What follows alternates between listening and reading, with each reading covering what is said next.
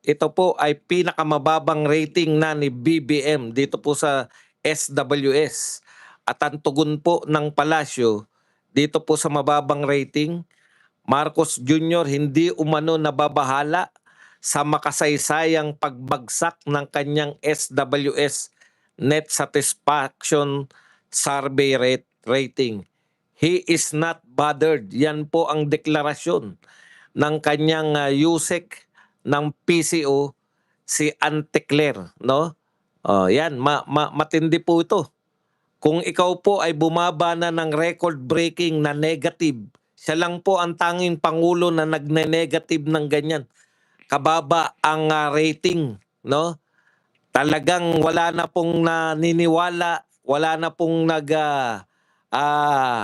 kumbaga, yung taong bayan po, matatawag na nating isinusuka pag ganyan na po kataas ang negative rating ng ating Pangulo.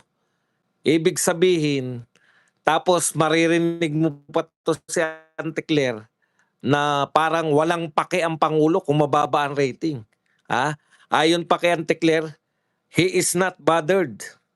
Hindi raw siya nababahala dahil alam natin na sinasagad ng Pangulo ang pagtatrabaho, pero makakatulong ito para mas pagbutihan pa ng Pangulo ang pagtatrabaho at pagbibigay ng tulong sa ating mamamayan. Alam po ninyo, pag ganyan na po kabagsak yung rating, dapat iniisip ng palasyo, iniisip ng mga tauhan ni BBM, talagang seryosohin na po kasi halos isuka na ng mamamayang Pilipino tong si BBM. Kahit po sabihin nyo na trabaho ng trabaho, baka hindi naman tama yung tinatrabaho.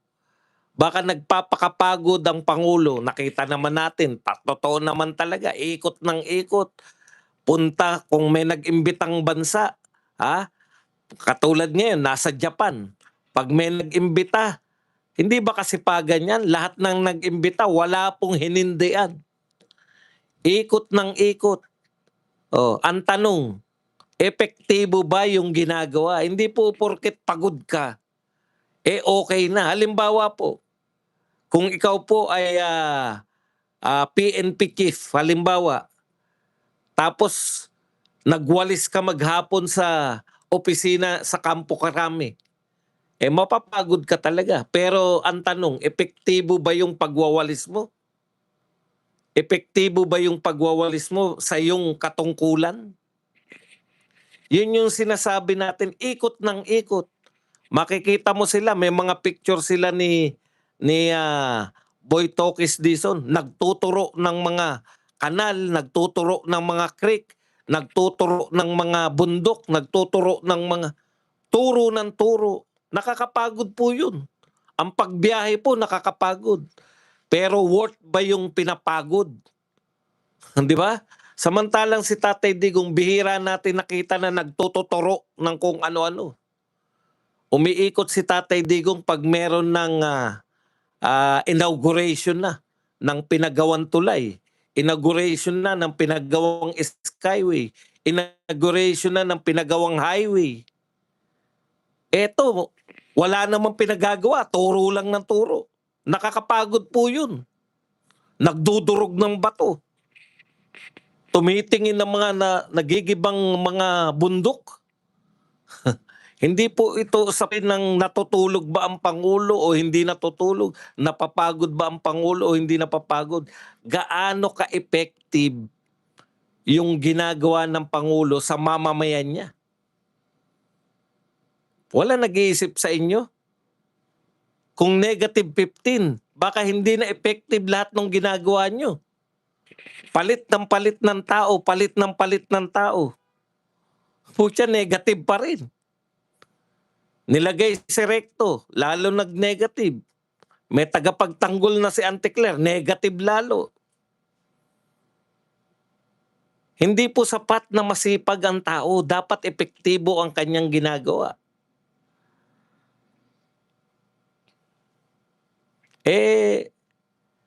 Meron ba talaga kayong mga meeting ng mga sekretary? Mas importante po yun, yung pinupush mo yung mga sekretary. Kasi ayon po kay VP Sara nung siya po ay cabinet secretary pa, kanya-kanya lang sila ng trabaho eh.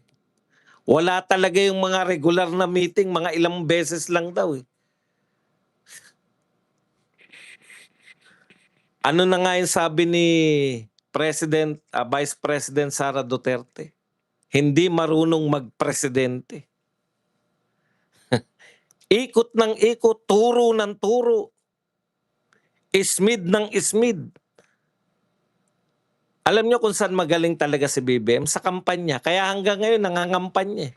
Hanggang ngayon kumakaway sa mga taong hindi nga tumitingin sa kanya.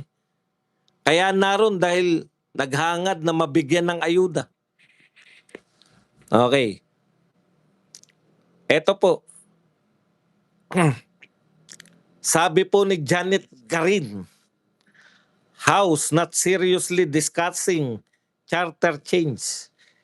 Hindi raw po seryoso ang usapan sa charter change sa House of Representatives.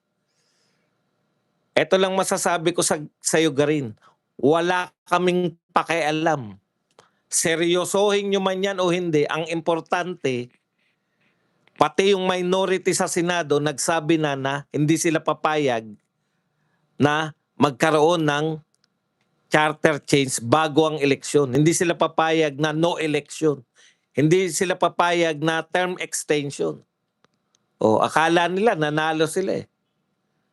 Alam ko na ngayon kung bakit naghinanakit yung mga nag-walk out eh. Masama na yung loob nila nung na-realize nila, teka muna, parang naisahan tayo ng majority ah. parang yung kagustuhan nila. Ang gusto ng majority, matuloy yung 2028 election. Si Tito Soto, si Lacson, umamin na merong mga meeting para magkaroon ng tsa-tsa. Pero dahil sa expose ni Manang Aimee, akala nila nanalo sila kasi inatras niya Aimee.